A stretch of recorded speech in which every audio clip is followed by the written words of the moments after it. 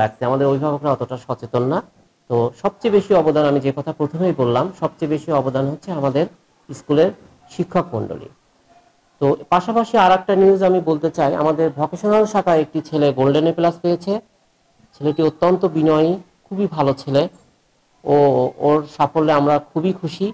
তো আমাদের প্রতিষ্ঠানের শিক্ষার মান, পড়াশোনা, কিছুদিন আগে উপজেলা নির্বাহী অফিসারের সেমিনার কক্ষে একটি মিটিং অনুষ্ঠিত হয়।